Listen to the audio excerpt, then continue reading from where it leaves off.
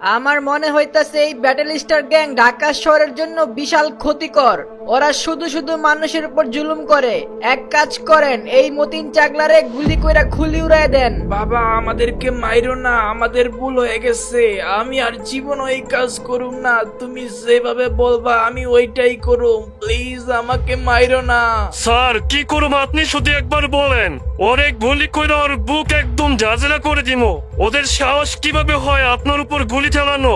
আপনি শুধু বলেন, ওর লাশও কেউ খুঁজে পাবে না। না থাক, তার কোনো দরকার হবে না। কিন্তু ওদের ব্যাটেল স্টার গ্যাং এর কোনো মেম্বার যদি মানুষের ভয় দেখানোর চেষ্টা করে, তাহলে এই মতিন চাগলারে একদম শেষ করে দিয়েন। ঠিক আছে স্যার, আপনি যেটা ভালো মনে করেন। প্রিমিসের এই পাওয়ার ক্ষমতা দেখে মতিন চাগলার ভয়ে প্যান্টে হিসু করে দেওয়ার মতো অবস্থা হয়ে গিয়েছে। তার এই জীবনে সে এমন অবস্থায় কখনো পড়েনি। প্রিমিস তাকে জানে বাঁচিয়ে রাখলে কি হবে, সে এরপর যা বলে সেটা তার জন্য জান নেওয়ার মতোই হয়ে যায়। আচ্ছা শুনেন, এই ব্যাটেল স্টার গ্যাং আমাদের শুধু ঢাকা শহরই না, ওদের এক গ্রুপ আমাদের কলেজের মধ্যে আইসা স্টুডেন্টদের সাথে খারাপ ব্যবহার করে।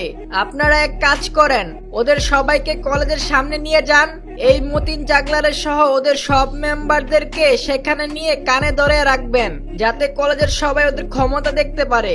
আর অবশ্যই ছবি তুলে এটা ভাইরাল করে দিবেন। এরপর প্রিমিসের কথা মতো তাদেরকে কলেজে নিয়ে সবার সামনে কানে ধরায়, আর তারা সেই হেলিকপ্টার নিয়ে সরাসরি হসপিটালের দিকে রওনা দেয়। এইদিকে প্রিমিস গুলি খাওয়ার কারণে হেলিকপ্টারের ভেতরে জ্ঞান হারিয়ে ফেলে। প্রিমিসের এমন বিপদের কথা শুনে তার পরিবার তার চিকিৎসার জন্য আলাদা একটি দ্বীপের ব্যবস্থা করে রাখেন। প্রিমিসদের হেলিকপ্টার সরাসরি সেই দ্বীপের মধ্যে গিয়ে ল্যান্ড করে এবং সাথে সাথে তাদেরকে হেলিকপ্টারের ভেতর নিয়ে চিকিৎসা শুরু করে দেয়। প্রিমিসের প্রায় 7 দিন পরে জ্ঞান ফিরে। সে জ্ঞান ফিরেই বলে, রাধিকা, রাধিকা কোথায়? রাধিকা কি সুস্থ আছে? আমাকে রাধিকার কাছে নিয়ে চলেন। আরে প্রিমি সাহেব শান্ত হন। রাধিকার এখনো জ্ঞান ফিরে নাই। ওর ফুসফুসে পানি জমে গেছে। আগের চেয়ে অনেকটা বেটার আছে, কিন্তু এখনো জ্ঞান ফিরে নাই। আশা করি জ্ঞান 3-4 দিনের মধ্যে ফিরে আসবে। ডাক্তারের কথা শুনে প্রিমিস কিছুটা শান্ত হয়। এরপর সে রাধিকার সাথে দেখা করে।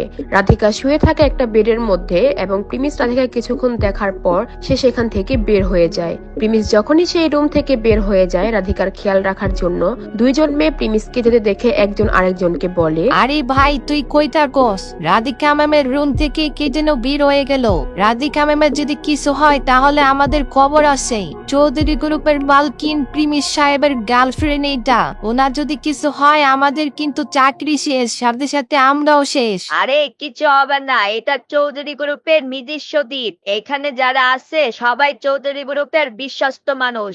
আর চৌধুরী গ্রুপের প্রিমিস সাহেবের গার্লফ্রেন্ডের কোনো ক্ষতি করার চেষ্টা করার সাহস আছে নাকি কারো? বলতে বলতে 10 দিন পার হয়ে যায়। আর একদিন হঠাৎ রাধিকা তার চোখ খুলে। সে দেখতে পারে সে একটি হসপিটালের মধ্যে আছে। এত দামি হসপিটাল দেখে সে ঘাবড়ে যায়। সে বুঝতে পারছিল না যে সে এখন কোথায় এসে পড়েছে। এরপর সে যখন সেই দুইজন মহিলা নার্সকে দেখতে পায়, সে চিন্তিত হয়ে পড়ে। কারণ এত দামি হসপিটালে কত টাকা বিল আসবে এই চিন্তা তার মাথায় ঢুকে পড়ে। এগুলা ভেবে সে যখন বিছানা থেকে উঠতে নেয়, তখন সেই নার্সরা বলে, আরে রাধিকা ম্যাম শুয়ে থাকেন, ওঠার কোনো দরকার নাই। আপনি আরো রেস্ট নেন, আপনার আরো রেস্ট প্রয়োজন। আপনি এখন পুরোপুরি সুস্থ হন নাই। আমার এখান থেকে যেতে হবে। আপনারা প্লিজ আমাকে এখান থেকে বের হয়ে যাওয়ার ব্যবস্থা করে দেন। আমার এখনই এই হসপিটাল থেকে যাওয়া লাগবে। আরে না রাধিকা ম্যাম, আমরা আপনাকে এখন যাইতে দিতে পারবো না।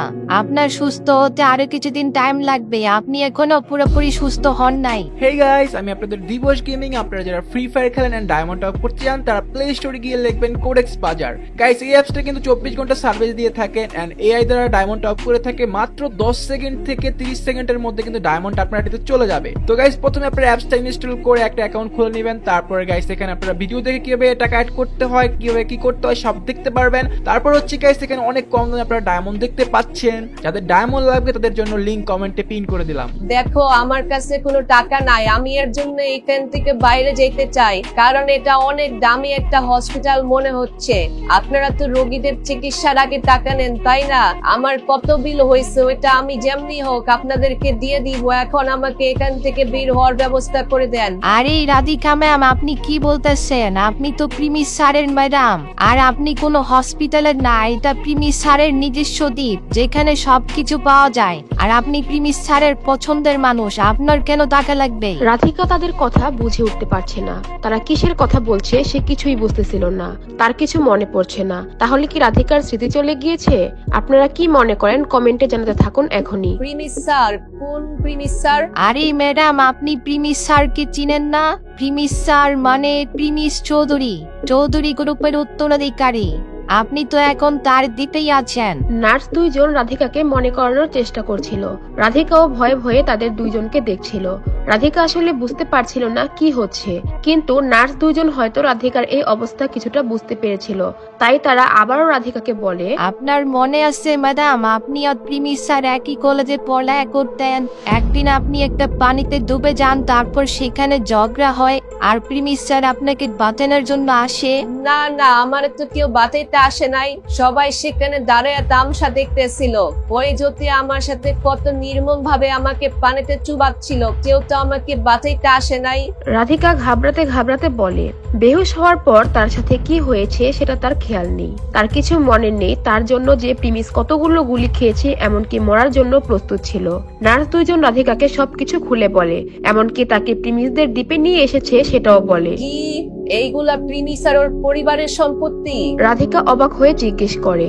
এখন তার বিশ্বাস হচ্ছে প্রিমিসের পরিবার আসলেই অনেক বড়লোক পরিবার। যখন সে শুনেছে প্রিমিস তার জন্য কত কিছু করেছে, তখন তার প্রিমিসের জন্য মন ভরে যায়। রাধিকা ম্যাম, একটা প্রশ্ন ছিল, আপনি কোন পরিবারের মেয়ে? আরে আপনাদের আমাকে ম্যাডাম বলার কোনো প্রয়োজন নাই, আপনারা আমাকে রাধিকা বললেই হবে। আর আমি আর আমার পরিবার এক ফ্যামিলিতে থাকতাম, যেখানে আমাদের বরের দরজাটাও ঠিক ছিল না। তো আপনি তো বুঝতেই পারতেছেন আমি কোন ফ্যামিলির মেয়ে হতে পারি। আমি খুব গরিব ঘরের একটা মেয়ে, ঢাকা শহরের ছোট্ট একটা গ্রামের মেয়ে। রাধিকার কথা শুনে নার্স দুইজনের মাথার হোশ উড়ে যায়। আজ পর্যন্ত কেউ দেখেনি যে চৌধুরী বংশের কারো গার্লফ্রেন্ড এমন গরিব ঘরের মেয়ে হবে। কিন্তু তারা দুইজন যখন রাধিকার সাথে কথা বলে, তারা বুঝতে পারে রাধিকার মধ্যে বিন্দু পরিমাণ কোনো অহংকার নেই। তারা দুইজন রাধিকাকে পছন্দ করে ফেলে এবং খুশি হয়। এরপর রাধিকাকে ওষুধ খাইয়ে বিছানায় শুয়ে থাকতে বলে এবং তারা দুইজন বাইরে গিয়ে কথা বলা শুরু করে। ভাই দেখছো, প্রিমিস স্যার শুধু বড় লোকই না, তার মন কত বড়। কি সাধারণ একটা মেরে তার গার্লফ্রেন্ড বানাইছে। কোটি কোটি টাকার মালিক প্রিমিস স্যার, আর সে সামান্য একটা মেরে গার্লফ্রেন্ড বানাইছে। আরে ভাই অস্তে বল, প্রিমিস স্যার শুনে গেলে কিন্তু খবর আছে। এমনিতে আমরা প্রিমিস স্যারকে সেই ছোট্টবেলায় দেখছিলাম, এখন সামনে আসলেও চিনুন না। রাধিকা ম্যাম গরিব হতে পারে, কিন্তু দেখতে মাশাআল্লাহ এমনকি খুব ভালো একটা মেয়ে। হ্যাঁ ঠিক বলছো। আর আমাদের প্রিমিস স্যারও তো অনেক অনেস্ট, তারও তো মেয়ের অভাব হতো না। সে তার গার্লফ্রেন্ডের জন্য নিজের জীবন বাজি রাখা গুলি খাইছে। এইদিকে প্রেমিস সেই দ্বীপে ঘুরে বেড়াচ্ছিল। সে ছোটবেলায় একবার এই দ্বীপে এসেছিল। আজ বহু বছর পর আবার সে এই দ্বীপে আসলো। তার ছোটবেলার কথা হালকা মনে পড়ছিল। প্রেমিসের সামনে হুট করে একজন চলে আসে আর বলে, প্রিমিস স্যার, আমি রাহাত চৌধুরী। আমি আপনাদের এই আয়ারল্যান্ডের ম্যানেজার। আপনার শরীর এখন কেমন আছে স্যার? আপনার এমন খুশি খুশি দেখে খুব ভালো লাগতেছে। প্রিমিস রাহাত চৌধুরীকে দেখে খুশি হয়। রাহাত চৌধুরীও প্রিমিসের পরিবারের এক আত্মীয়। সে চৌধুরী পরিবারের ছোটখাটো মামলা দেখে। চৌধুরী গ্রুপ বিশাল বড় কোম্পানি এবং তাদের অনেক শাখা আছে, যেখানে অনেক মানুষ চাকরি করে। মাফ করবেন রাহাত আঙ্কেল, আমি আপনার দ্বীপের মধ্যে ঢুকে পড়ছি। আপনার দ্বীপে আইসা ঘুরতেছি, এখন কিন্তু আপনার আমার খেয়াল রাখতে হবে। আরে কি বলতেছেন স্যার? এই দ্বীপ তো পুরো আপনাদের সম্পত্তি। আমি তো জাস্ট এটা দেখভাল করতেছি। এটা তো আমার ডিউটি মাত্র। তবে এই দ্বীপের অনেক কাজ এখনো সম্পূর্ণ হয় নাই, সেটার জন্য মাফ করবেন স্যার। প্রিমিসের রাহাত চৌধুরীর উপর ইজ্জত আরো বেড়ে যায়। সে জানে ছোটবেলা থেকে রাহাত আঙ্কেল খুব ভালো মানুষ। প্রিমিস স্যার, হেড অফিস থেকে একটা ইনফরমেশন আসছে। বড় সাহেব আপনার সাথে দেখা করার জন্য আসবে, এর জন্য আপনাকে রেডি হয়ে থাকতে বলছে। প্রিমিস বড় সাহেবের কথা শুনে অবাক হয়ে যায়। কে এই বড় সাহেব? প্রিমিসের সাথে এখনই বা কেন দেখা করতে চায়? আগে কি হতে যাচ্ছে তা সবার আগে দেখতে চাইলে দিবস গেমিং এর ইউটিউব চ্যানেলটি সাবস্ক্রাইব করে নোটিফিকেশন বাটন বাজিয়ে রাখেন।